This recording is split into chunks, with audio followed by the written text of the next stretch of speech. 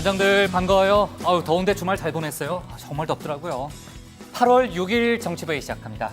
신반장, 기무사란 이름을 버리고요. 새로 출범할 조직, 거기도 뭐 사령부 형태잖아요. 네. 새 명칭이 정해졌다면서요? 네, 일단 기무사의 기무라는 뜻이 네. 좀 기밀한 정무, 그러니까 이름만 들어도 좀 은밀한 느낌이 들잖아요. 글쎄요, 맞아요. 그래서 네. 이 이름을 27년 만에 버리고 네. 조금 더 본연의 업무에 가까운 이름, 그러니까 군사안보지원사령부로 군사안보지원사령부. 이름을 바꾸기로 했습니다. 네, 좋습니다.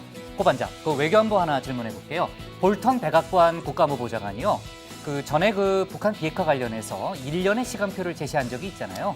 관련해서 왜 1년을 제시했는지 그 이유를 본인이 밝혔다면서요? 네, 폭스뉴스 인터뷰에서 밝힌 내용인데요. 4.27 남북 정상회담에서 김정은 위원장이 문재인 대통령에게 먼저 1년 내에 비핵화를 하겠다 이렇게 약속을 했다는 겁니다. 볼턴 보좌관 개인의 생각이 아니고요? 예, 1년 내에 그러니까 하겠다는 그 약속을 네. 미국이 정한 시간이 아니라 네. 북한이 먼저 말한 시간이라는 겁니다. 그때 논란이 컸는데 해명을 했군요. 우리 들어가서 얘기 좀 이어갑시다. 갑시다.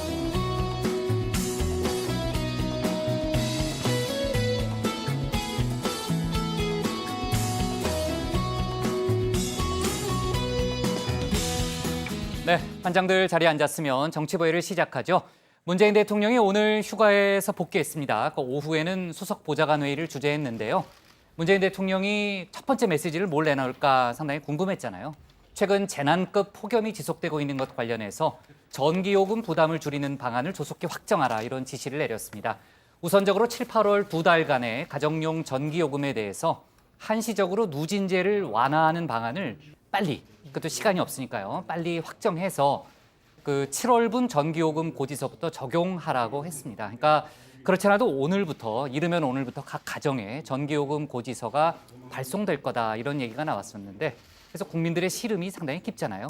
문재인 대통령이 업무에 복귀하자마자 첫 번째 메시지로 전기요금 얘기를 들고 나온 것도 이런 국민 정서를 읽었기 때문으로 보입니다. 조금 더 자세한 얘기는 신반장 발제 때 해보고요. 그리고 제가 한껏 정치에서도 몇 번 다뤘는데 최근 BMW 화재 사고가 잇따랐잖아요. 그래서 집단 소송도 여러 번 제기가 됐고 조금 전인 오후 4시 BMW 코리아 측의 기자회견이 있었습니다. 오늘 한국소비자협회가 집단 소송을 시작하겠다고 밝히는 등 지금 논란은 계속 커지는 상황인데 어떻게 보면은 뒤늦게 대국민 사과에 나선 거죠. 업체 측은 머리 숙여 사과를 드린다라는 얘기를 했고요. 차량 진단 또 리콜 작업에 최대한 좀 만전을 기해서 좀 서두르겠다 이런 입장을 밝혔습니다. 더 정확한 사고 원인에 대해서는 조사가 진행 중이라는 얘기를 했고요. 오늘 저희가 이 얘기를 다루기는 어렵겠지만 워낙 파장이 크기 때문에 속보를 좀 잘 챙겨야 될 것 같아요. 자, 그리고 세월호 선체조사위원회가 오늘 세월호 참사의 원인을 분석한 종합보고서를 공개했습니다. 조사위는 침몰 원인에 대해서 하나의 결론을 내리지 않았고요. 내인설과 연린한 이렇게 두 가지의 결론을 내렸습니다. 그러니까 좀 용어가 어려운데요. 내인설이라는 거는 급격한 우회전이라든지 무리한 증개축이라든지 화물 과적 등이 종합적으로 작용했다 그런 얘기고요. 연린안이라는 것은 외력설 가능성을 배제하지 않은 결론입니다. 그러니까 외력설이라는 것은 잠수함 등 외부 충격의 영향으로 세월호가 가라앉았다는 주장이잖아요. 그러니까 2017년 7월 출범한 선조위가 오늘로써 두 개의 결론을 내리고 1년 1개월의 활동을 일단 마무리하게 됐고요.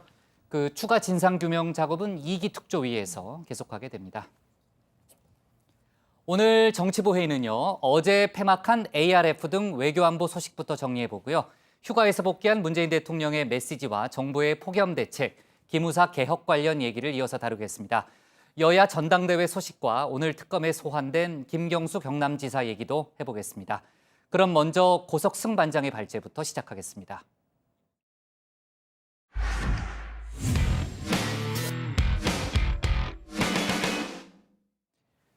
어느 때보다 이목이 집중됐던 올해 ARF 아시안 지역 안보 포럼이 어제 막을 내렸습니다. 성사 여부를 두고 관심이 쏠렸던 북미, 남북 외교장관 회담은 끝내 불발됐죠. 그래도 북미, 남북 모두 대화의 끈은 계속 이어가려는 모습을 보였습니다. 또 미국은 김정은 위원장 친서에 대한 트럼프 대통령의 답신을 북한에 건넸고 강경화 장관과 이용호 북한 외무상도 짧은 대화를 통해서 종전선언 등 현안을 논의했습니다. 오늘 야당 발제에서는 외교안보 이슈를 자세히 다뤄보겠습니다. 네, 지난주 내내 매일같이 전해드렸던 ARF 소식 오늘 그 마지막 시간입니다. 마지막인 만큼 키워드로 보는 ARF 총결산 준비했습니다. 좀 있어 보일까 싶어서 네 글자로 딱딱 맞추느라 조금 힘들었습니다. 자, 먼저 볼 키워드 친서 정치입니다. 지난주 김정은 위원장이 세 번째 친서를 보냈다는 사실을 트럼프 대통령이 깜짝 공개한 바 있죠. 곧바로 백악관은 답장을 썼다는 사실도 함께 밝혔습니다. We have responded to Chairman Kim's letter. The president has, and that letter will be delivered shortly. 네, 바로 그 친서가 산 넘고 물 건너 미국에서 싱가포르로 옮겨져 이용호 외무상에게 전달됐습니다. 폼페이오 장관 대신 그동안 북한과의 비핵화 실무 협상을 주도했던 성김 주 필리핀 미국 대사가 전달했습니다. 사실 처음에는 봉투에 별도의 문양도 없고 밀봉도 안 돼 있어서 취재진 사이에선 친서냐 아니냐 설왕설래가 있었는데요. 폼페이오 장관이 최종 확인을 해줬습니다. 미국 대표단은 김정은 국무위원장의 친서에 대한 트럼프 대통령의 답신을 전달할 기회를 가졌습니다. 친서 내용은 당연히 공개되지 않았습니다만 비핵화 후속 협상과 관련한 트럼프 대통령의 의중이 담겨 있을 가능성이 큽니다. 북미 실무 협상이 교착 상태에 빠진 가운데 정상 간의 친서 정치가 어떤 효과를 내게 될지 관심이 쏠립니다. 자, 다음 키워드 서서 외교입니다. 요즘 서서갈비 상호를 쓰는 고깃집도 대부분 앉아서 고기를 먹는데 이분들은 선체로 외교 활동 나섰습니다. 강경화 장관과 폼페이오 장관 그리고 이용호 외무상 이야기입니다. 지난주 ARF 소식 전해드리면서 남북 그리고 북미 외교장관 회담 가능성이 있다. 주목해야 한다고 말씀드렸는데 결국 불발에 그치고 말았습니다. 그래도 이 세 사람 대화는 이어갔습니다. 어떻게? 일어선 채로 말이죠. 자, 먼저 강 장관과 이용호 외무상 관람한찬 이동 자리에서 만났습니다.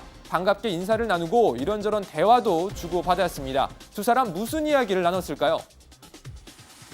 한반도 정세 진전 동향과 향후 협력 방안 등의 짧지만 허심탄회한 의견 교환을 할 수 있었습니다. 남북 정상이 합의한 판문점 선언을 외교 무대에서 실현시켜 나가기 위한 기초를 마련했다고 평가합니다. 네, 폼페이오 장관과 이 외무상도 서서 외교 이어갔습니다. 회의장에서 모든 장관들이 함께 기념사진을 찍을 때 폼페이오 장관 직접 이 외무상에게 다가가서 인사하고 간단한 대화도 나눴습니다. 오늘 아세안 지역 안보 포럼에서 북한 측 카운터파트인 이용호 외무상과 말할 기회가 있었습니다. 우리는 빠르고 정중한 대화를 나눴습니다. 네, 다음 키워드는 상전벽해입니다. ARF는 북한이 참여하는 유일한 아시아태평양 다자안보 협의체입니다. 북한은 매년 ARF에서 왕따에 가까운 취급을 받았었죠. 국제사회의 우려에도 불구하고 핵 개발과 무력 도발을 지속했기 때문인데요. 지난번에도 말씀드렸지만 만찬 때 이용호 외무상 옆에 앉는 게 싫어서 자리를 바꿔달라고 말하는 장관도 있을 정도였습니다. 당장 지난해 ARF에서도 북한은 전통 우호국인 중국과 러시아 그리고 의장국이던 필리핀과만 회담을 가졌습니다. 그런데 올해는 분위기가 180도 달라졌습니다. 당장 양자회담만 11개 나라와 가졌습니다.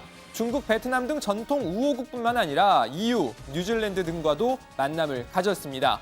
자, 그리고 가장 중요한 의장 성명도 확 바뀌었습니다. 지난주 방송 먼저 잠깐 보고 가시겠습니다. ARF는 매년 회의가 끝나면 최종 결과물인 의장 성명을 내는데 보시는 것처럼 비생산적 활동 중단 촉구, 심각한 우려, 안보리 결의 준수 등 북한을 향한 비판의 목소리가 단골 손님처럼 들어갔습니다. 그런데 올해 의장 성명, 북한을 향한 날카로운 목소리가 한결 부드러워졌습니다. 우선 북한이 거부 반응을 보이는 단어, 완전하고 검증 가능하며 불가역적인 비핵화, CVID를 빼고 완전한 비핵화를 대신 넣었습니다. 남북 정상 간 판문점 선언과 북미 정상 간 공동 성명을 환영한다는 문구도 새로 들어갔습니다. 북한을 배려한 듯 한 분위기가 성명 곳곳에서 묻어납니다. 자, 마지막 키워드는 종전선언입니다. 종전선언 줄다리기가 계속 이어지는 가운데 당사국 외교장관이 모두 모이는 자리인 만큼 종전선언 관련 논의 여부를 놓고 관심이 쏠렸는데요. 결과적으로는 북미 간 입장 차이만 다시 확인하고 끝나게 됐습니다. 이용호 외무상 회의 연설을 통해 직접 종전선언을 거론했습니다. 주동적으로 먼저 취한 선의의 조치들에 대한 화답은커녕 미국에서는 오히려 우리나라에 대한 제재를 유지해야 한다는 목소리가 더 높아지고 있으며 조선반도 평화보장의 초보의 초보적 조치인 종전선언 문제에서까지 후퇴하는 태도를 보이고 있다. 이 외무상은 그러면서 미국의 행동에 나서지 않으면 먼저 일방적으로 움직이지 않겠다며 으름장을 놨습니다. 미국은 재차 완전한 비핵화와 확고한 대북 제재를 강조했습니다. I've also emphasized the importance of maintaining diplomatic and economic pressure on North Korea to achieve the final fully verified denuclearization of the DPRK as agreed to by Chairman Kim. Any violation that detracts from the world's goal of finally fully denuclearizing North Korea would be something that America would take very seriously.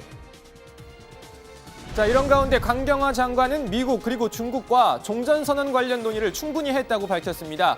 연내 종전선언이 우리 정부의 목표임을 재차 강조하기도 했죠. 자, 오늘 발제는 이렇게 정리하겠습니다. 막 내린 ARF 대화 불씨 이어간 남북미. 네, 주말 사이에 ARF에 관한 이제 많은 소식이 들어왔고요. 그걸 이제 고반장이 이제 키워드로 정리를 했는데 그 ARF 문제를 다루기 전에 그 오후에 한 가지 좀 논란이 되고 있는 사안이 있어서 그 얘기부터 좀 하고 갈게요. 통일부가 청와대 방침에 반해서 독단적으로 북측과 접촉한 정황이 포착돼 논란이 되고 있다라는 언론 보도가 나왔잖아요. 그게 도대체 무슨 얘기예요? 네, 곧 남북 공동 연락사무소가 출범을 하잖아요. 근데 오늘 연합뉴스가 보도를 했습니다. 이 통일부가 남북 공동 연락사무소 소장 자리를 자기 부처 인사로 채우기 위해서 이 북측과 독단적으로 접촉을 했고 소장 자리를 이 통일부 국장급으로 내정해달라고 요청을 했다는 겁니다. 좀 더 배경 설명을 드리면 지난달에 청와대와 통일부 또 국정원 등이 모여서 회의를 통해 이 소장의 직급을 차관이나 수석급 그러니까 청와대의 직속으로 하자라고 결론을 냈는데 이걸 통일부가 이 상부와 상의 없이 직접 통일부의 국장급으로 해달라라는 요구를 했다는 보도인 건데요. 일단 통일부는 전혀 사실 무근이다라고 반박했습니다. 아, 통일부 입장도 나왔어요? 네, 이 남북 연락사무소의 세부 구성 및 운영 문제는 현재 북측과 협의 중인 상황으로 아무것도 결정된 바가 없다면서 연합뉴스의 보도는 전혀 사실이 아닌 내용임에도 불구하고 이 통일부 측의 사실 확인도 없이 독단적인 접촉 또는 국기문란 등의 표현을 사용했다면서 깊은 유감을 표한다는 입장을 냈습니다. 또 오보를 바로잡기 위해서 필요한 모든 조치를 취할 것이라고도 덧붙였는데요. 일단 현재까지는 개소 일자나 소장의 직급에 대해서 결정된 바가 없다는 게 청와대와 통일부의 공식 입장입니다. 네, 좋습니다. 이 내용은 조금 더 속보를 지켜보는 걸로 하고요. 그리고 이제 지난주 저희가 이제 금요일 회의 때 이제 주말 사이에 ARF가 이제 한창 또 하이라이트로 가고 있는 그런 상황이었고 남북 북미 회담 가능성을 지켜보자 이렇게 얘기를 했었는데 결국은 성사되지는 않았습니다. 북미 간에 이제 종전선언 또 비핵화 조치 줄다리기도 뭐 그런 상황을 보면은 당분간 좀 줄다리기가 계속될 것 같다라는 예상이 나오고 있죠, 최 반장. 네, 이 관련해서 노동신문 또 오늘 관련 논평을 내놨는데요. 그 ARF에서 이용호 외무상의 연설과 비슷한 요지입니다. 노동신문은 압박 외교로 얻을 것은 아무것도 없다라는 제목의 논평에서 미국이 제재 압박이라는 구석기 시대의 돌도끼를 버리고 신뢰와 존중의 자세에 얼마나 가깝게 다가서는가에 따라 미래의 모든 것이 결정될 것이다라고 밝혔습니다. 또 북한은 핵실험장 폐기와 유해 송환 등 관계 개선을 위해 선의와 아량을 보였다라고 강조를 하면서 반면에 미국은 말로만 관계 개선을 떠들면서 아무것도 이행하지 않았으며 오히려 상반되게 행동하고 있다라고 주장하기도 했습니다. 이번 ARF 외교장관 회담에서요, 양 반장. 그 북한하고 일본 간에도 때 아닌 신경전이 있었다 이런 얘기가 나오죠. 그렇습니다. 뭐 미묘한 신경전, 그러니까 고노다로 일본 외무상과 이용호 북한 외무상 역시 별도 회담 없이 만찬 전후에 그 짧은 시간에 미팅을 했던 건데요. 이 대화 직후에 고노 외상이 일본 취재진한테 이용호 외무상하고 대화를 나눴다, 다양한 의견을 교환했다 이렇게 밝힌 겁니다. 자, 일본 언론에서는 고노 외상이 이용호 외무상에게 북일 정상회담을 제안했다 뭐 이런 보도까지 나온 겁니다. 그런데 이에 대해서 북측에서 일본과는 그냥 접촉을 했을 뿐이다. 그러니까 고노 외상과의 만남을 상당히 평가절하한 거죠. 그랬더니 고노 외상이 다시 기자들한테 가서 우리가 정상회담을 뭐 북한에 제안했다고 하는 이 보도 완전히 오보다라고. 오보라 그랬어요? 예. 오보라고 말한 다음에 우리도 양자회담 횟수에 북한과의 만남을 넣지 않았다. 이렇게 또 역시 받아친 거죠. 네. 자, ALF 얘기는 여기서 마무리를 하고요. 아까 이제 볼턴 보좌관의 방송 인터뷰 얘기는 시작할 때 고 반장이랑 얘기를 했으니까 일단 생략을 하고 조금 다른 얘기로 가면요. 내일부터, 좀 정확히는 이제 오늘 밤부터라고도 볼 수 있는데 미국이 일부 우방국의 반발에도 불구하고요. 대이란 제재를 다시 시작하게 되죠. 신 반장. 네, 그렇습니다. 폼페이오 국무장관이 미국 시간으로 7일 0시부터 대이란 제재가 다시 시작된다고 밝혔습니다. 2016년 1월 이란 핵합의 이행 이후 2년 7개월 만인데요. 이 폼페이오 장관은 ARF 참석을 마치고 미국으로 돌아가는 전용기 내에서 기자들과 간담회를 가졌는데 대이란 제재를 풀기 위해선 이란 정부의 엄청난 변화가 필요하다라고 얘기했습니다. 그러면서 ALF 회의에 참석한 외교관들도 대부분 미국의 입장에 동의했다고 주장을 했고요. 이에 따라 이란 정부의 미 달러화 구입을 비롯해서 광물 거래, 자동차 분야 거래, 또 항공기, 부품, 서비스 수출이 전면 중단이 됩니다. 일단은 미국의 단독 제재이긴 하지만 세컨더리 보이콧, 그러니까 이란이랑 거래를 하는 제3국에 대한 제재도 적용이 되기 때문에 사실상 전방위적인 제재나 다름이 없습니다. 네, 그런데 이런 와중에 이용호 외무상이 싱가포르 방문을 마치고 이란 방문길에 오르면서 여러 가지 뒷말을 낳고 있습니다. 사실 이란과 북한은 전통적으로 우호 관계에 있는 나라이긴 합니다만 굳이 미국의 제재가 시작되는 이때 이란을 가는 건 다른 의미가 있는 것 아니냐 이런 평가가 나옵니다. 미국과의 협상이 교착 상태에 빠진 상황에서 미국과 각을 세우고 있는 이란 방문을 통해 미국을 압박하려는 의도가 있다는 겁니다. 또 이란이 미국의 일방적인 핵 합의 탈퇴를 비난하고 있는 상황에서 이란을 찾아가 미국의 약속을 지키지 않고 있다는 주장을 더 강조하려는 의도도 있어 보입니다. 어떤 이유에서건 미국 입장에서는 이 외무상의 이란 방문이 탐탁지 않게 보일 가능성이 높습니다. 네, 그럴 수 있겠네요. 그나저나 이산가족 상봉 준비가 어떻게 되고 있는지 역시 궁금한데 일단 예정대로요, 최 반장, 지난 토요일에 그 상봉 대상자 명단을 다 서로 이제 교환을 한 거죠. 네, 남북이 그 판문점에서 최종 상봉 대상자 명단을 교환을 했습니다. 남측이 93명이고요. 북측이 88명입니다. 예상대로 대부분 고령인데요. 남측은 90세 이상이 35명, 그리고 80대가 46명, 79세 이하가 12명입니다. 통일부에 따르면 남측 최고령은 101세 백모 할아버지인데요. 북측에 있는 며느리와 손녀 등을 만날 계획이라고 합니다. 그리고 북측 방문단은 90세 이상이 5명, 그리고 80에서 89세가 62명, 그리고 79세 이하가 21명입니다. 상봉 행사는 먼저 남측 대상자들이 20일부터 22일까지 금강산에서 북측 가족들을 만나고요. 그리고 이어서 24일부터 26일까지는 북측 대상자들이 남쪽 가족을 만나는 식으로 진행이 됩니다. 잠깐만, 93명, 88명이라는 게 최 반장이 조금 전에 얘기했던 설명인데 원래는 남측이 다 100명 시간이었어요. 인원이 약간 줄었네요, 양 반장. 그렇습니다. 각각 100명, 모두 원래 200명 그렇게 알고 있었는데. 네. 그런데 앞서 최 반장이 얘기한 네. 것처럼 대부분 고령이다 보니까 아하. 또 거기서 이제 생각지도 못한 그런 변수들이 생겨난 겁니다. 자, 지금 일단 생사 여부 확인 과정에서 만나야 할 가족들이 이미 세상을 떠났거나 또는 가족 관계가 변하거나 하는 그런 경우가 생기면서 인원이 좀 조정이 된 겁니다. 줄어든 거죠. 자, 통일부 관계자는 거동이 불편하신 분들이 많아지고 부부나 부모 자식 간이 아닌 삼촌 이상만 확인이 돼서 이 선정 후에 포기하신 분들이 있었다. 이렇게 설명을 했습니다. 네. 자, 아까 제가 이제 시작할 때 네.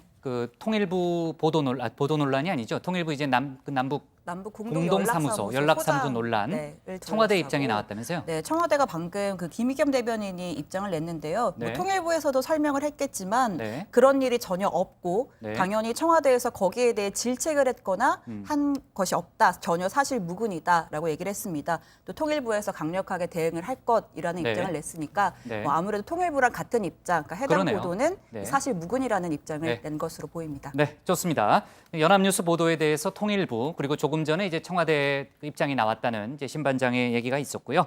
자, 아까 그 양 반장이 마지막에 얘기했지만요, 그 고령자 얘기를 네. 했잖아요. 정말 안타까운 일이고 그렇죠. 네. 이산가족 상봉이 얼마나 시급한 문제인가를 잘 보여주는 그렇습니다. 그런 사례인 것 같아요. 네, 좋습니다. 오늘 기사 제목은요, 이렇게 정할게요. ARF 의장 성명, 북한 완전한 비핵화 촉구로 잡겠습니다. 다음은 신혜원 반장의 발제를 들어보겠습니다.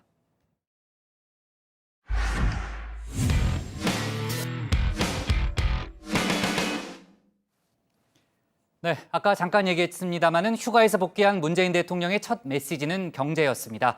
오늘 오후 수석 보좌관회의를 주재하면서 경제 활성화를 위한 규제 혁신을 강조했습니다. 특히 폭염 대책 관련해서 당장 7월 전기 요금부터 인하하고 누진제 개선 방안도 검토하라고 지시했습니다. 한편 기무사 개혁 역시 속도를 내고 있는데요. 군사안보 지원 사령부를 새 간판으로 9월 1일 창설 준비에 박차를 가하고 있습니다. 오늘 청와대 발제에서는 휴가에서 복귀한 문재인 대통령 소식, 또 기무사 개혁 관련 속보를 함께 짚어보겠습니다.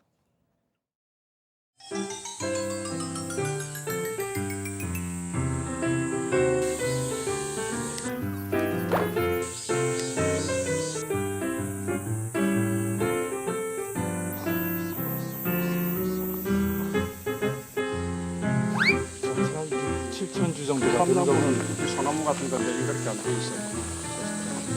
근데 이게 심을까?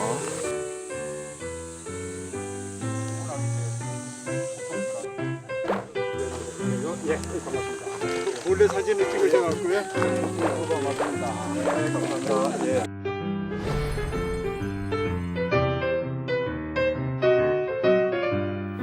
문재인 대통령이 꿀맛 같은 여름 휴가를 마치고 국정 업무에 복귀했습니다.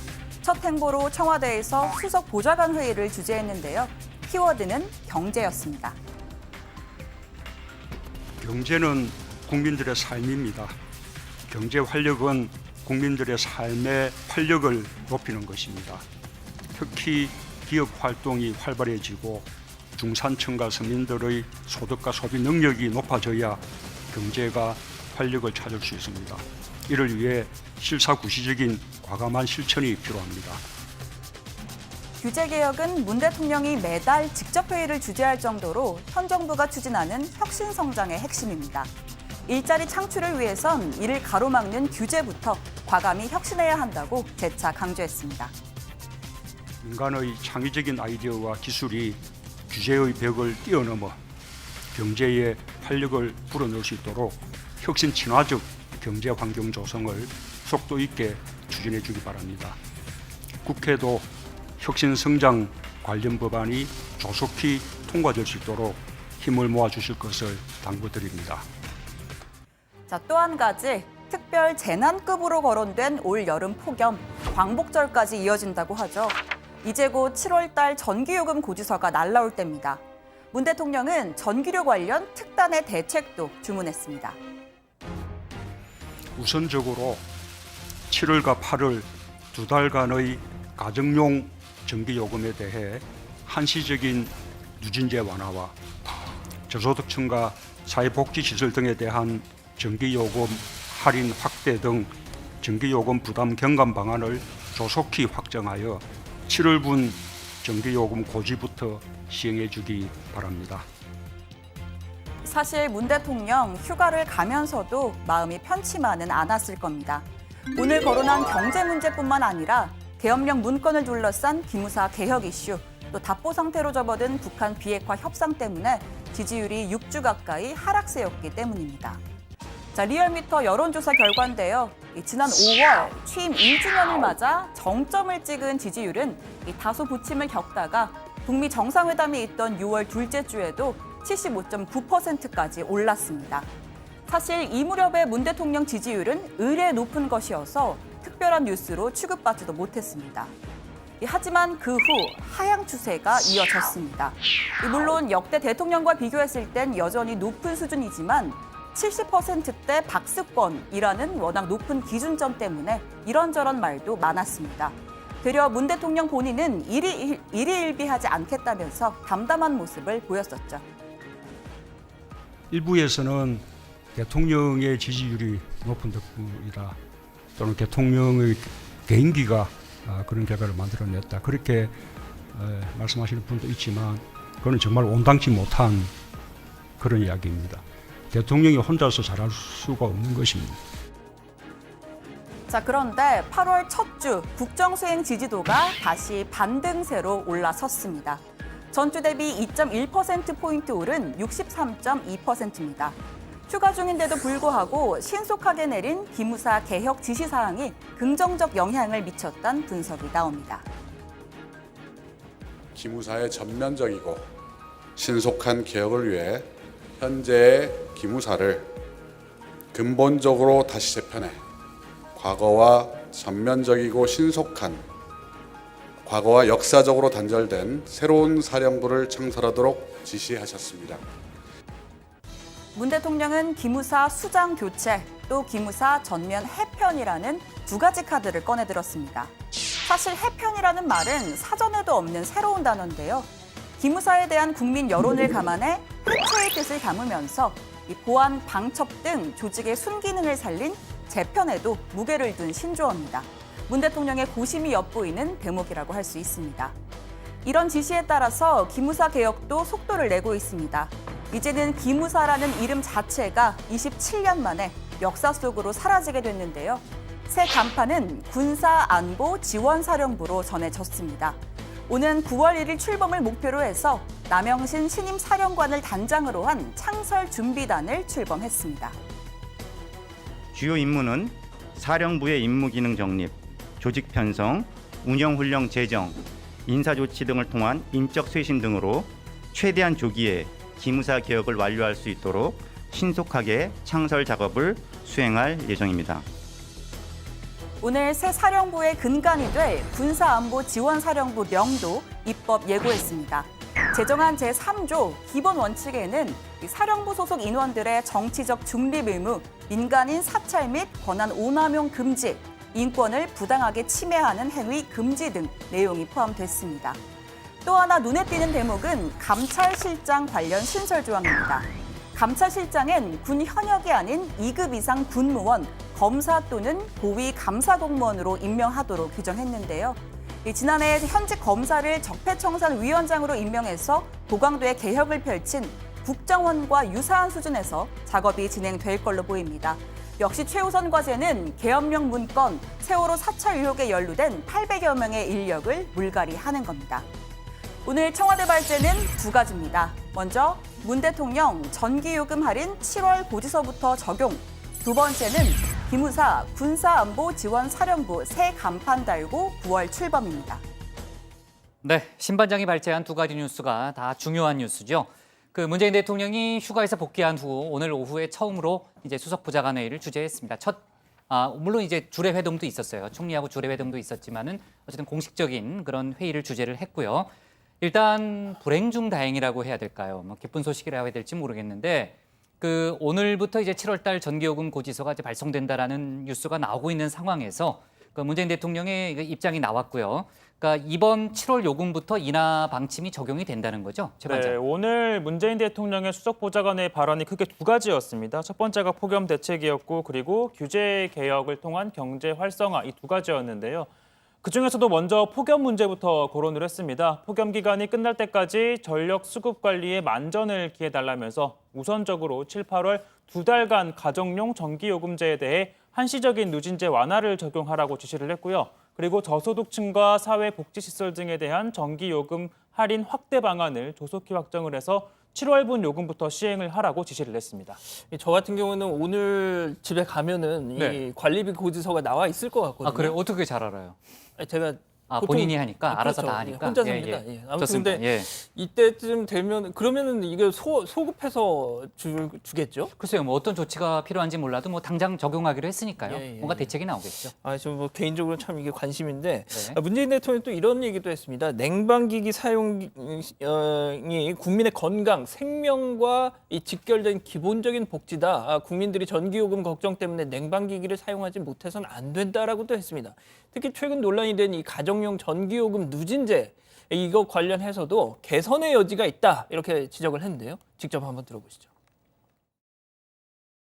가정용 전기요금 누진제의 폐지나 개선을 요구하는 여론도 적지 않으므로 우리나라의 전기요금과 누진제의 수준을 외국과 비교하여 국민들께 충분히 알리고 또 국민들의 여론을 충분히 수렴해서 개선 방안을 검토해 주기 바랍니다. 저희가 이제 얼마 전에도 그런 얘기를 했었잖아요. 일본 정부, 지금 이제 외국 사례도 문재인 대통령이 언급을 했는데 일본 정부에서는 전기요금 걱정 말고 에어컨을 마음대로 써라 이런 캠페인을 벌이고 있다라고 얘기를 했었는데 물론 이제 일본의 그 전기 관련한 시스템 우리랑 좀 다르죠. 많이 이제 민영화가 돼 있고 또 전기요금 자체는 우리나라보다 비쌉니다. 하지만 누진제의 공포에서는 또 벗어나 있다는 이제 그런 좀 차별점이 있고요. 그 이제 대통령의 지시가 나왔으니까 어떤 개선책이 나올지 저희가 좀 지켜보고요. 아마 신속하게 대책을 내놓을 겁니다. 자, 주제를 좀 바꿔서요. 오늘 2기 청와대 조직 개편이 이루어졌는데요. 신임 비서관 6명이 임명이 됐죠. 그렇습니다. 신반장. 먼저 이번에 새로 임명이 된 비서관 중에 이 최근 신설이 돼서 가장 많은 관심을 모았던 자영업 비서관에는 인태연 한국중소상인 자영업자 총연합회장이 임명됐습니다. 앞서 문 대통령은 최저임금 인상 등으로 인한 소상공인 자영업자의 어려움을 따로 챙겨야 한다면서 이 자영업 비서관 신설을 지시한 바가 있었죠. 인 신임 비서관은 부평 문화의 거리 상인회장, 더불어민주당 소상공인 특별위원회 수석 부위원장, 전국 유통상인연합회 공동회장 등을 거쳐서 현장형 인물이라는 분석이 나옵니다.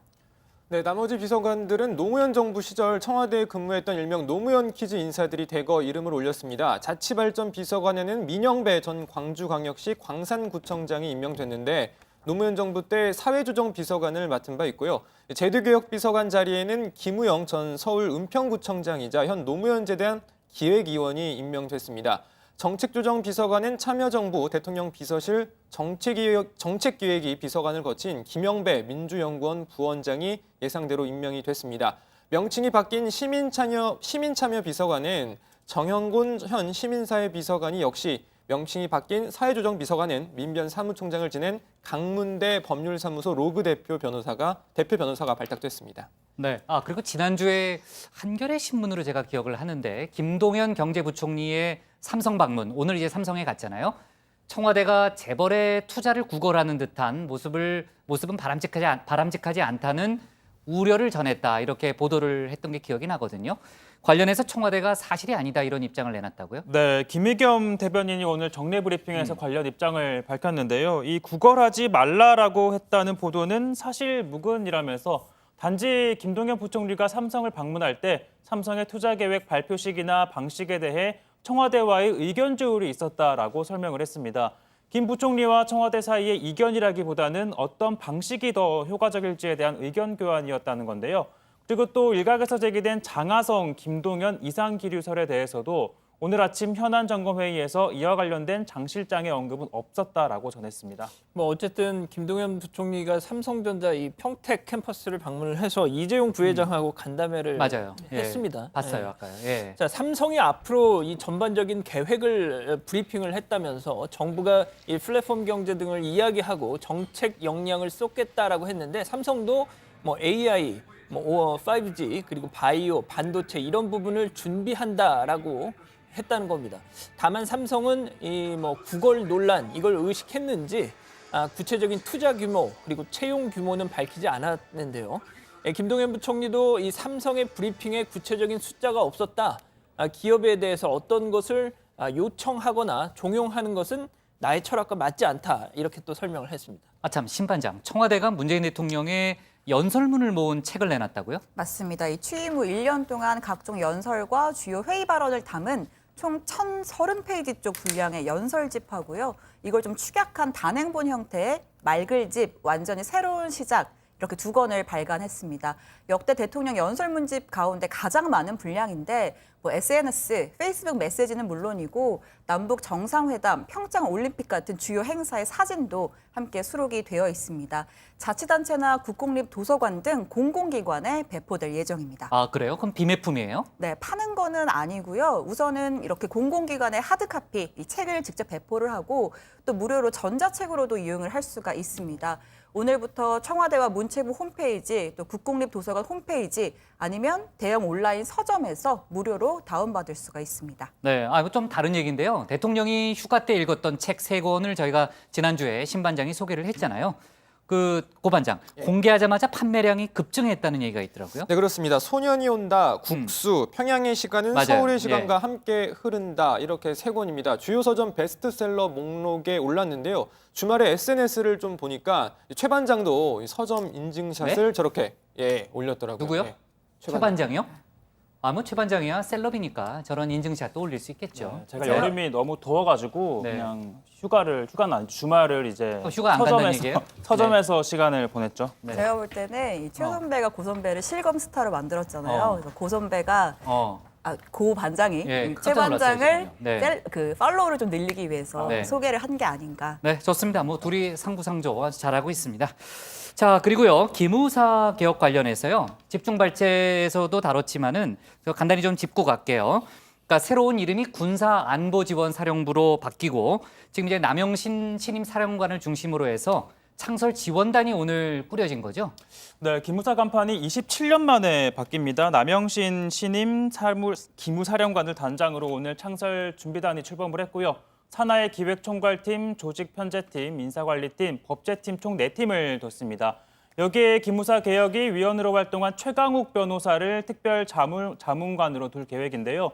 오늘 조직의 근간이 될 군사안보지원사령부도 입법 예고를 했습니다. 소속 인원들의 정치적 중립 의무, 민간인 사찰 및 권한 오남용 금지 등을 담은 직무수행 기본 원칙, 그리고 이에 어긋나는 지시에 대해 이의제기 및 거부를 할 수 있는 근거 조항이 신설이 됐습니다. 네, 기무사 개혁위원회가 계급별로 인원을 30%씩 감축하라고 권고함에 따라서 현재 4,200여 명인 정원 3,000명 수준으로 또 9명인 장성은 6명으로 한 50명인 대령은 30명대로 각각 축소될 걸로 보입니다.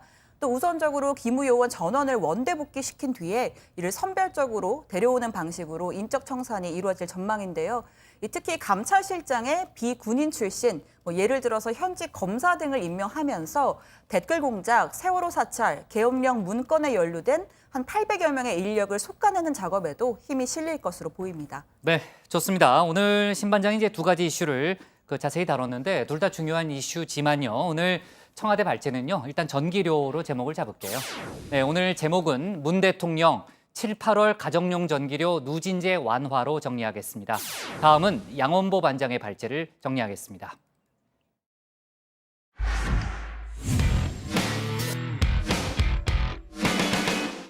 네, 발제를 정리하는 게 아니라 발제를 들어보겠습니다. 네, 말을 잘못했고요. 정동영 의원이 어제 민주평화당 새 당대표에 선출됐습니다. 정동영 신임 대표는 오늘 취임 후 첫 공식 일정으로 한진중공업을 찾았습니다. 보통은 국립현충원 참배로 시작하는데 그것과는 다소 다른 모습이죠. 한진중공업은 정동영 대표가 2011년 이른바 희망버스를 타고 정리해고 사태 해결을 위해 찾았던 곳이기도 합니다. 정 대표는 현장으로 가겠다고 약속했는데 오늘 양 반장 발제에서는 관련 소식과 여러 가지 정치권 뉴스를 함께 짚어보겠습니다. 네, 그렇습니다. 민주평화당 정동영 신임 대표 몇 번의 고비가 없었던 건 아닌데 그래도 이 당선될 거란 전망 많았습니다. 자, 최종 득표율 68% 생각보다 높은 득표를 기록했는데요. 아무래도 지금 당이 존재감을 잃고 노회찬 의원의 별세로 이 정의당과 이 교섭단체마저 깨진 마당이라서 이런 상황에선 그래도 구관이 명관이다. 결국 경륜을 택했다는 분석 나오고 있습니다. 자, 정동영 대표 취임 일성 들어보시죠. 현장으로 달려가야 합니다.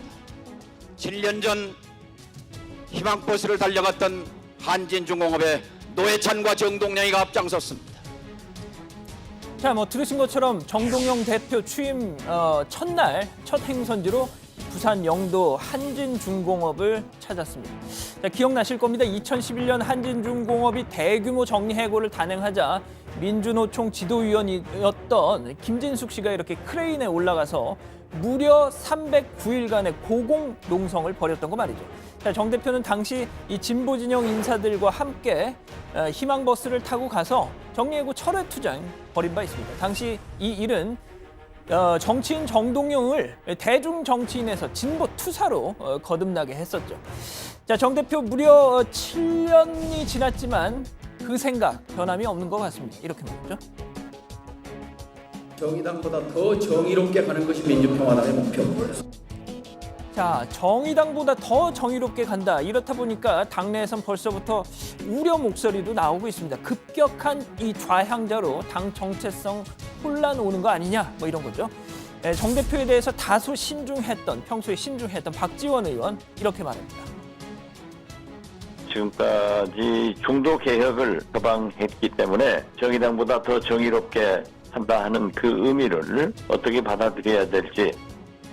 자, 어제 해프닝도 있었습니다. 이 정인화 전대준비위원장이 대회사를 한창 하던 중이었죠. 자, 한번 보시겠습니다.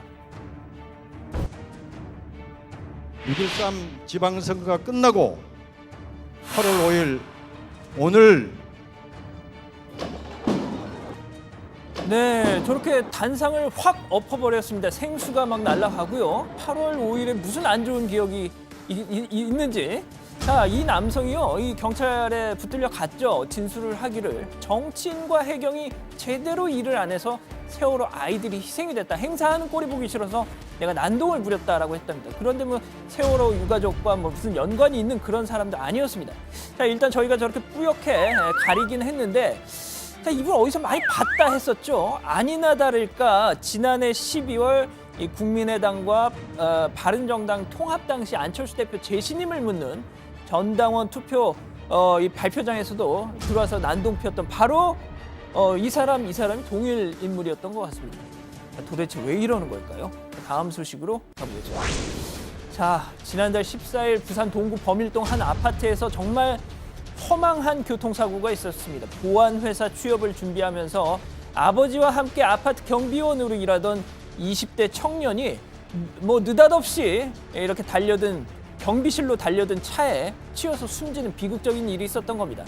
자, 더 큰 비극은 잠깐 그 아파트 단지 순찰을 돌러 경비실을 나섰던, 그래서 사고를 다행히 피할 수 있었던 그 청년의 아버지가 아들의 충돌 장면을 먼 발치에서 그대로 목격했던 겁니다.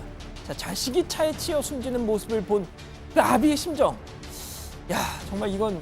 자, 그런데요, 세상에 정말 이 다양한 사람들이 사는 것 같습니다. 이 아파트 입주자 대표였던 전근향 씨, 이 전 씨 이번 지방선거에서 당선된 민주당 부산 동구 구의원이었습니다.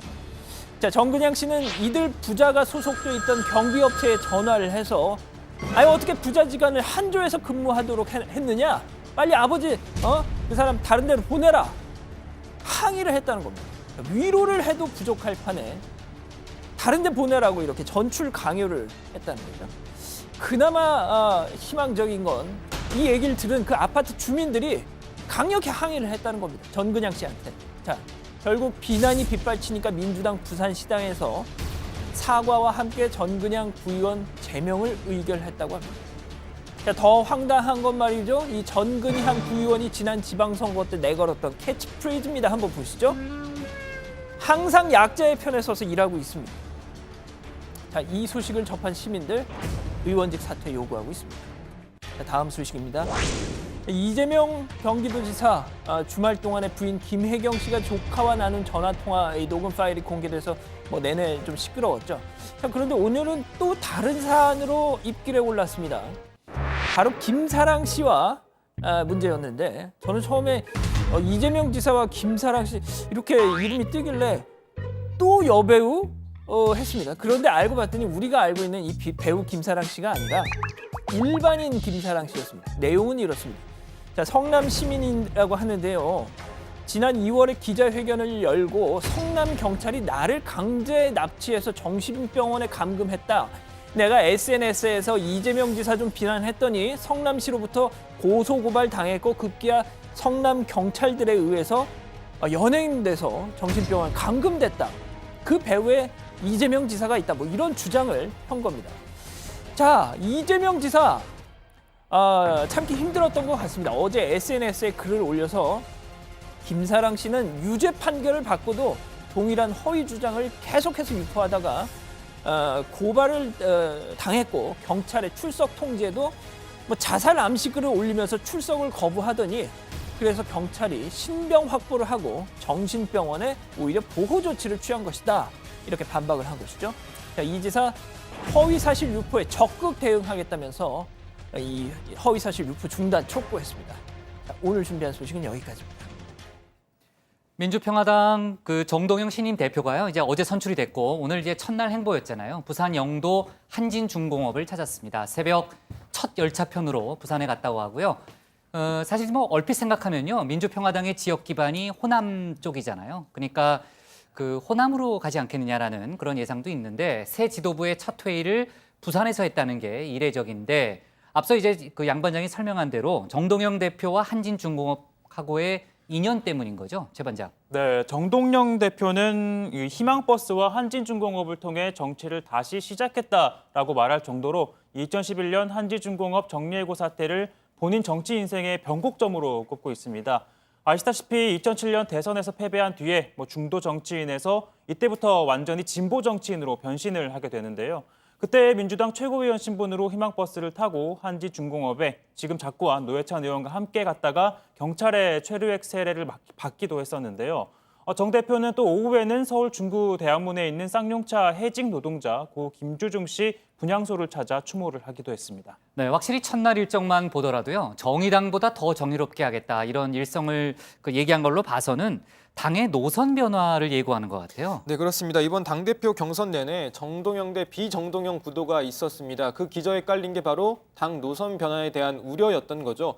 민주평화당이 공식적으로 표방하는 당 노선은 중도 개혁입니다. 그런데 비정동영 진영에선 정동영이 당대표 되면 노선 투쟁이 격화되면서 당이 사분 오열될 것이다 이런 우려가 많았던 게 사실입니다. 그 중심에 박지원 의원이 있었던 건데요. 이를 의식해서인지 정 대표는 경륜의 박지원, 개혁성의 천정배 손을 잡고 당을 반석 위에 올려놓겠다 이렇게 이야기한 겁니다. 네, 근데 이제 정 대표가요 이해찬 의원 덕을 봤다 이런 얘기도 했다면서요? 네, 오늘 TBS 라디오 인터뷰에서 민주당에서 이해찬 의원이 당대표에 출마를 하고 손학규 전 선대위원장도 바른미래당 당대표 선거에 출마를 한다고 하니까 이 두 사람의 말상대가 과연 누구냐라는 여론이 형성이 됐다는 겁니다.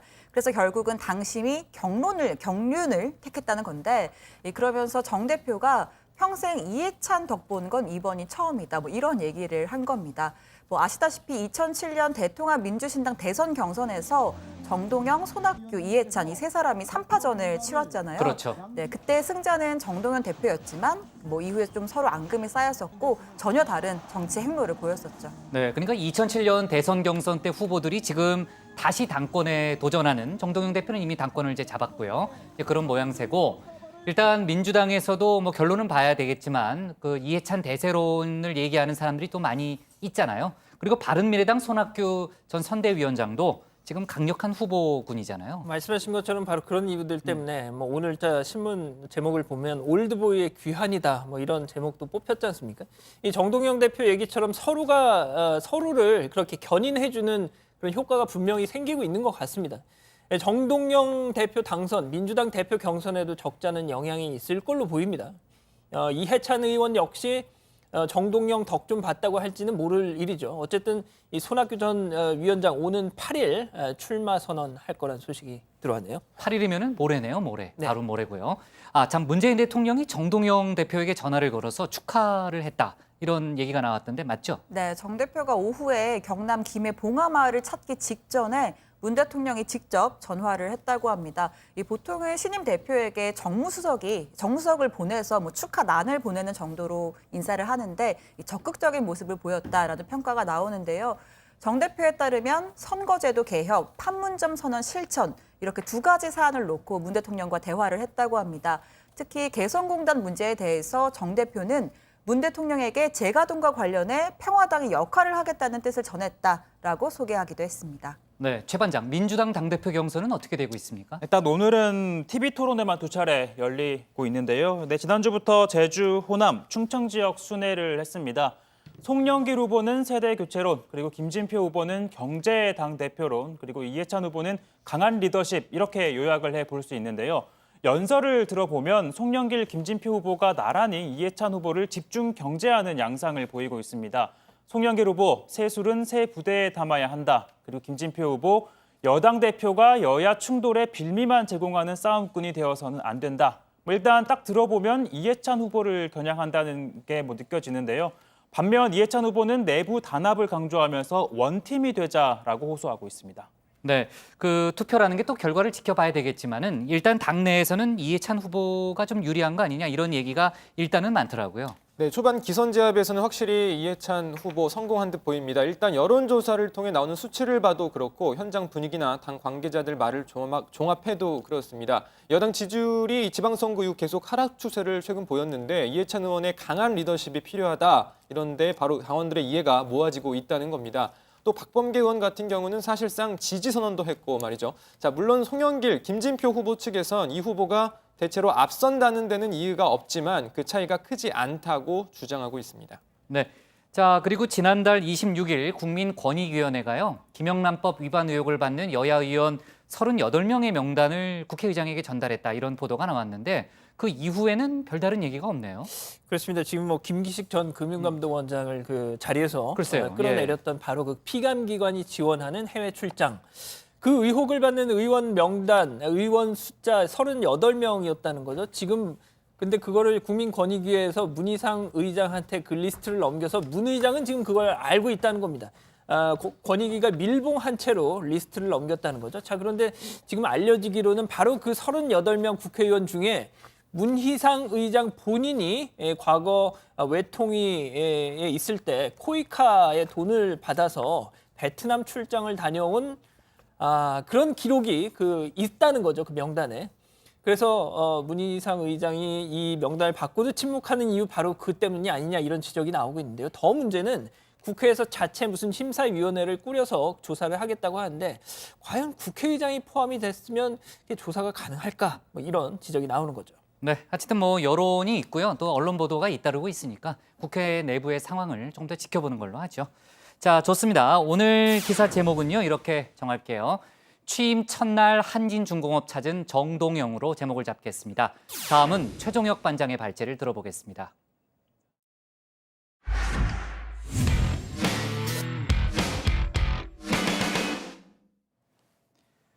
김경수 경남지사가 오늘 오전 특검팀에 출석했습니다. 포토라인에 선 김 지사는 불거진 혐의에 대해서 사실이 아니다라고 부인하면서 정치특검이 아닌 진실특검이 되기를 부탁한다고 했습니다. 특검 사무실 주변에서는 김 지사의 출석에 맞춰서 지지자들과 보수단체의 장외전도 펼쳐졌습니다. 오늘 최 반장 발제에서는 김경수 지사의 특검 출석 소식 등을 다뤄보겠습니다. 네, 김경수 경남지사가 포토라인에 선 건 지난 5월 경찰 조사 이후 약 3개월 만입니다. 당시 참고인에서 이젠 피의자로 신분이 바뀌었지만 특검에 출석한 김 지사의 표정은 시종일관 여유가 넘쳐 보였는데요. 차에서 내린 뒤 포토라인까지 걸어오는 약 20여 초 동안에도 지지자들에게 이렇게 손을 흔들거나 주먹을 불끈 쥐어 보였습니다. 특검이 이 사건의 진실을 밝혀주기를 기대하고 있습니다. 특검도 정치적 공방이나 갈등을 확산시키는 정치특검이 아니라 이 사건의 실체적 진실을 밝히는 진실특검이 되어주시기를 다시 한번 부탁드립니다. 특검이 보고 있는 혐의는 크게 세 가지입니다. 드루킹에게 댓글 조작 행위를 지시 또는 묵인한 혐의, 그리고 6.13 지방선거를 도와달라고 요구한 혐의, 그리고 그 대가로 일본 지역 고위 외교 공무원직을 먼저 제안했다라는 혐의입니다. 이에 대해 김 지사는 모두 사실이 아니라고 반박했습니다.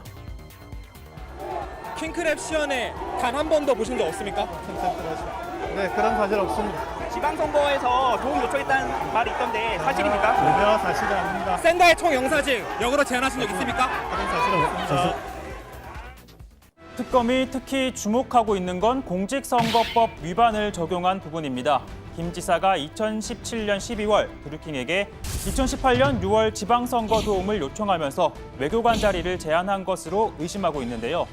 그러나 김 지사 측은 선거가 6개월 남은 당시엔 박원순 서울시장 차출설이 제기되는 등 김 지사의 출마는 확정되지 않은 상황이었던 만큼 선거를 도와달라고 할 이유가 없었다는 입장입니다.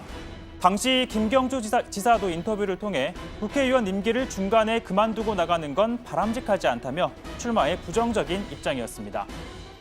통상 유력 인사가 소환이 되면 책임자와 간단한 면담을 갖지만 오늘 허익범 특검은 김 지사와 별도의 티타임 등을 갖지 않고 곧바로 조사에 돌입했습니다. 특히 김 지사 측이 동의를 하면서 오늘 조사 내용은 모두 카메라에 담겨 저장이 되는데요. 특검팀은 김 지사에게 물어볼 것이 많다라고 했었는데 현직 도지사 신분을 고려하면 여러 차례 부르긴 힘든 만큼 밤샘 조사가 이루어질 것으로 보입니다. 오늘 김 지사의 출석에 특검 사무실이 있는 강남역 인근은 이른 아침부터 소란스러웠습니다. 지지자들과 반대 세력들이 맞은편에 서서 맞불 집회를 열었는데요. 지지자들은 장미꽃을 던지며 김 지사를 응원했고 또 반대편에서는 대선 무효를 주장하며 송조기와 태극기를 흔들었습니다.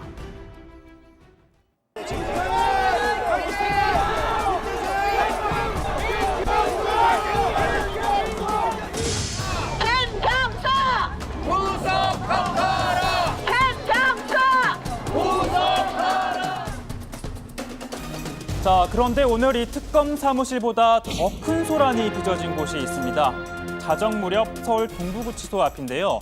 국정농단 사건으로 구속돼 재판을 받아온 김기춘 전 비서실장이 석방됐습니다.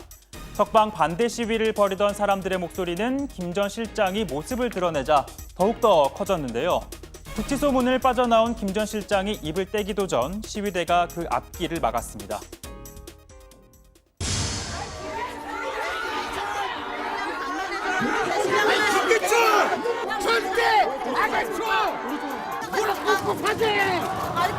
문화적들을 보여주는 시작이네요.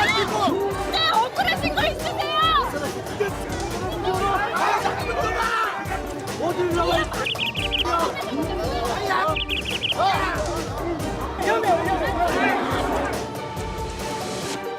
자, 보시는 것처럼 그야말로 아수라장이었습니다. 석방을 반대한 사람들은 김 전 실장이 탄 차량을 온몸으로 막아섰고요. 또 차를 내리쳐 이렇게 앞유리가 깨지기도 했습니다. 자, 지병인 심장병 등 건강 악화를 호소했던 김 전 실장은 약 40여 분 동안 시위대에 둘러싸여 구치소 앞을 빠져나가지 못했는데요. 욕설과 몸싸움, 또 거친 항의에도 입을 굳게 다문 채 이렇게 차량 뒷좌석에 앉아 모든 상황을 지켜보고 있었습니다. 자, 김 전 실장은 문학의 블랙리스트 사건으로 2심에서 징역 4년을 선고받고 현재 대법원의 판단을 기다리고 있습니다. 참고로 3심은 구속기간을 2개월씩 3번 갱신할 수 있는데요. 김 전 실장은 지난 1월과 3월, 5월 3차례 갱신이 됐습니다. 그런데 대법원은 지난달 27일 김 전 실장의 구속 취소를 결정합니다. 바로 이날 블랙리스트 사건이 대법원 전원 합의체에 회부되면서 구속기한 전 선고가 불가능해졌기 때문이죠. 검찰은 화이트리스트, 세월호 보고시각 조작 혐의 등 다른 재판이 진행 중인 만큼 구속을 유지해야 한다라고 주장을 했지만 법원은 이를 받아들이지 않았습니다. 따라서 김기춘 전 실장은 다른 사건에서 유죄를 받아 법정 구속이 되거나 또 대법원에서 블랙리스트 판결이 확정되기 전까지는 불구속 상태로 재판을 받게 됩니다. 그런데 이 사건이 대법원장과 대법관 12명 전원의 합의가 필요해진 만큼 적어도 올해 말까지 적지 않은 시간이 걸릴 것으로 보입니다. 아시다시피 강제징용 피해자들의 손해배상 소송은 전원 합의체 사건도 아니었지만 5년이 넘도록 아직까지 결론이 나오지 않고 있죠. 물론 이 사건은 법원행정처가 일본과의 관계 악화를 우려한 정부의 눈치를 살피면서 또 법관들의 해외 파견 자리를 늘리기 위한 거래용으로 활용하기 위해 5년 동안 대법원 캐비닛에서 잠자고 있었다는 의혹이 제기된 상태입니다. 자, 오늘 발제 2가지 준비를 해봤습니다. 먼저 첫 번째는요. 진실특검 돼달라 김경수 특검 출석이고요. 그리고 두 번째는 김기춘 562일 만에 석방, 아수라장된 귀갓길입니다. 네, 김경수 지사가요. 지금 몇 시입니까? 6시를 넘었으니까 9시간째 조사를 받고 있습니다. 그러니까 그 특검팀이 여러 가지를 조사를 하겠지만요. 기본적으로는 선거법 위반 혐의에 대해서 집중적으로 수사할 분위기죠. 네, 소환 예정 시간보다 5분 정도 일찍 특검 사무실에 도착한 김 지사는 특검보다 더한 조사에도 당당하게 임하겠다고 여러 차례 밝혔다면서 특검이 이 사건의 진실을 밝혀주길 기대하고 있다고 했습니다. 특검팀이 김 지사에게 적용한 혐의는 2가지입니다. 우선 드루킹이 댓글을 조작하는 것을 허락하거나 묵인했다는 업무방해 공범 혐의와 공직선거법 위반 혐의입니다. 특히 특검은 이 선거법 위반 혐의 규명하는데 총력을 기울일 걸로 보입니다. 특검은 김 지사가 2017년 12월 드루킹에게 일본 지역 고위 외교 공무원직을 대가로 지방선거 도와달라 요구한 걸로 지금 의심을 하고 있는데요. 하지만 김경수 지사 측은 아니 당시엔 지방선거 출마 의사도 없었고 임명권자도 아닌데 자리를 약속하는 건 말도 안 된다. 이런 입장을 하고 있습니다. 네, 현재 특검은 드루킹의 진술 그리고 드루킹이 제출한 USB에서 확보한 드루킹과 김 지사의 메신저 대화 내용 등을 바탕으로 김 지사에 대한 혐의를 적용했습니다. 또 입증에도 자신감을 내비치고 있는데 하지만 이 같은 증거 대부분이 드루킹 측 진술이기 때문에 특검 입장에선 구체적인 물증을 확보하거나 혐의 사실과 관련해 김 지사의 진술을 받아내야 하는 상황입니다. 하지만 김 지사가 모든 혐의는 부인하고 있고 이에 대해서 특검 관계자는 김 지사가 기억이 안 난다면 기억이 나게 도와줄 수 있다라면서 또 자신감을 표출하고 있습니다. 양측의 치열한 공방이 예상됩니다. 네, 정치권에서도 공방이 뜨거운데요. 일단 민주당은 김 지사의 결백이 밝혀질 거다 이렇게 얘기를 했죠. 네, 민주당은 줄곧 얘기했던 대로 이번 특검이 특검감이 아니었다라면서 특검 출범 자체를 비판을 하고 있습니다. 추미애 대표, 애당초 정치 브로커가 사익을 위해 권력의 기웃거린 일탈 행위에 불과하다며 결단코 특검 사안이 아니었다라고 했는데요. 추 대표 얘기 들어보시죠. 특검의 형태는 교묘한 언론 플레이와 망신주기, 확인되지 않은 피의 사실 공개를 함으로써 우려를 분명하지 않을 수가 없습니다. 특검의 부적절한 형태는 고 노회찬 의원을 추검으로 내몰았고 드루킹은 사후에서야 진술을 번복하면서 국민은 물론 특검과 정치권을 우롱하기에 이르렀습니다. 네, 그러면서 사법당국은 새누리당과 한나라당의 당 차원 인터넷 여론 조작에 대해서도 조속히 수사해야 한다라고 촉구를 했습니다. 특히 민주당 동료 의원들은 소셜미디어를 통해 김 지사를 향한 응원 메시지를 내놨는데요. 박영선 의원, 문재인 대통령께서 대통령이 되시기까지 곁에서 소리 없이 보좌하던 사람이 김 지사였다면서 힘내라, 당당하라라고 했습니다. 그리고 박범계 의원도요. 김 지사는 내가 아는 사람 중 균형감이 탁월한 사람이라면서 그래서 문 대통령께서 가까이 두신 게 아닌가 싶다라고 했습니다. 네, 자유한국당은 김 지사의 출석과 관련해서 만시지탄이지만 철저한 진실규명을 촉구한다면서 청와대 핵심 인사들의 드루킹 일당과의 공모 및 불법행위 수사도 본격 착수해야 한다고 촉구했습니다. 그러면서 오는 25일 종료되는 특검 1차 수사 기간도 부족하다면서 기간을 연장하고 국회 차원에서도 국정조사를 통해 진실규명을 해야 한다고 말했습니다. 바른미래당도 드루킹 사건이 드러난 이후 김 지사가 계속 말바꾸기를 하고 있다면서 드루킹 여론 조작의 진상은 USB에서 밝혀질 수 있을 것이라고 말했습니다. 특히 김동철 원내대표는 민주당의 특검 수사 흠집내기가 도를 넘었다고 말했습니다. 드루킹은 선거 결과를 뒤흔들 의도로 여론 조작을 하여 대한민국 민주주의의 근간을 훼손한 국사범이, 이러한 드루킹을 민주당 스스로 경찰에 수사를 요청했고 그리고 여야 합의에 의해서 특검법이 만들어졌고 허익범 특검은 문재인 대통령이 임명했습니다. 여당인 민주당에서 일제히 여론몰이를 한다는 것은 특검 수사에 영향을 미치려는 명백한 의도가 있다고밖에 볼 수 없습니다. 네, 오늘 많이는 못 다뤘는데요. 재판거래 의혹 관련한 여러 가지 새로운 정황들도 지금 나오고 있거든요. 특히 대법원이 5년 동안 결론 내리지 않았던 강제징용 재판 같은 경우에는 해외 법관 파견권과 거래하려고 했던 그런 상당히 구체적인 정황들이 많이 나오고 있어요. 이 얘기는 내일 저희가 추가로 좀 더 해보는 걸로 하겠습니다. 자, 오늘 기사 제목은요. 김경수 특검 출석, 진실특검 돼달라로 제목을 잡겠습니다.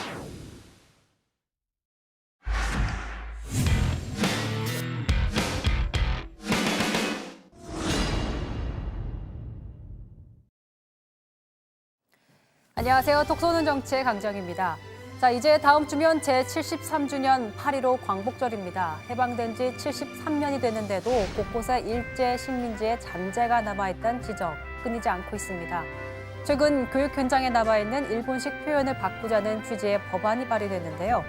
자유한국당 이은재 의원은 교감이 일본식 표현이기 때문에 개선이 필요하다는 내용의 초중등 교육법과 지방교육 자치법 개정안을 지난 1일 발의했습니다. 제안 이유를 살펴보니까 교육감이라는 명칭은 교육장보다 더 낮은 직책으로 오인돼 위계상의 혼란을 야기하고 일본식 표현으로 법문속에 남아있는 게 적절하지 않다는 지적이 있음 이렇게 써 있습니다.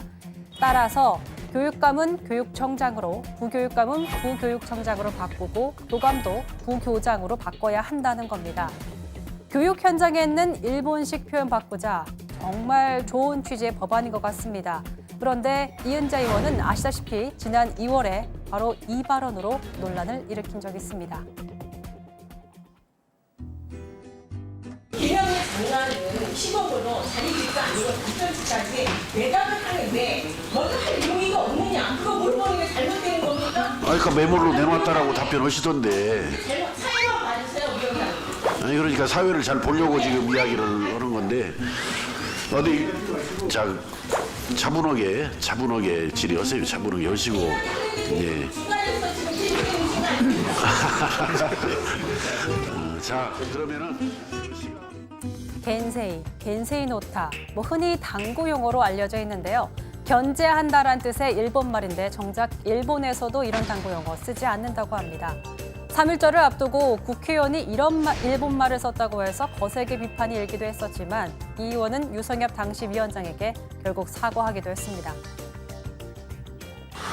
제가 그 청년 시절에 당구장 다닐 때 이런 의미 같은데 그 우리 당구 칠 때 과거에 청년 시절의 기억에 근데 그게 일본어란 말이에요. 3.1절이 지금 내일 모레 남아 있습니다. 3.1절이. 혹시 제가 조금 우리 위원장님께 지금 과도한 말씀을 드린다 그러면 그 부분에선 제가 사과를 드리겠습니다. 법안을 발의하게 된 배경에 대해서 저희가 듣기 위해서 직접 연락을 했지만 현재 이 의원은 휴가 중이어서 추가적인 설명은 듣지 못했습니다. 사실 교육 현장에 일제잔재 용어나 행사들이 많이 남아있다는 지적 오래전부터 나왔습니다. 유치원도 일제강점기에 쓰인 말인데 아직도 바뀌지 않다고 비판이 있습니다. 이제 유치원이라는 명칭이 처음으로 사용됐는데 이게 그 당시 뭐냐면 한국에 들어와 있는 일본인들을 갖다가 어린애들을 갖다 교육시키기 위해서 이게 유치원이라는 걸 만든 거거든요. 교육자의 직함이 일제시대 때 그 용어를 그대로 쓰고 있다. 또 그 용어 자체가 굉장히 어둡고 관리 감독이라고 하는 약간 좀 어두운 측면을 내포하고 있다면 제가 볼 때는 다른 어떤 분야보다도 사실은 용어를 바꾸는 게 급선무죠. 바로 2년 전 제가 진행했던 이 코너에서 똑같은 지적을 했지만 별로 바뀐 건 없어 보입니다. 언어가 의식을 지배한다고 하죠. 특히 아직도 교육 현장에 남아있는 일제의 잔재들, 문제의식을 갖고 개선의 노력을 기울였으면 좋겠습니다.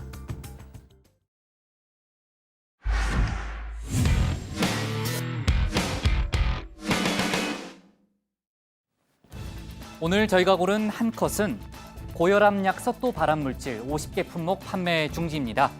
국내에서 만든 고혈압약 원료 발사르탄에서도 발암 가능 물질이 기준치 이상 검출됐습니다. 식약처의 오늘 중간조사 결과 발표 장면인데요. 식약처는 해당 원료가 들어간 고혈압약 50개 품목에 대해서 잠정 판매 중지 조치를 내렸습니다. 또 이 약을 먹어온 환자 18만 명에 대해서는 처방과 조제를 다시 받을 것을 당부했습니다. 일단 고혈압약을 드시는 분들은 식약처 홈페이지에서 판매 목록을 확인하셔야 될 것 같고요.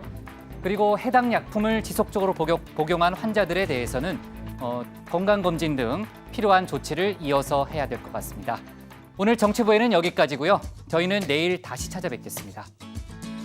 네, 수고했습니다. 고생하셨습니다. 여기 양반장 전기요금 고지서 나오면 좀 가져와요. 예, 알겠습니다. 바로 좀 우리 좀 다뤄야 되니까. 알겠습니다. 네.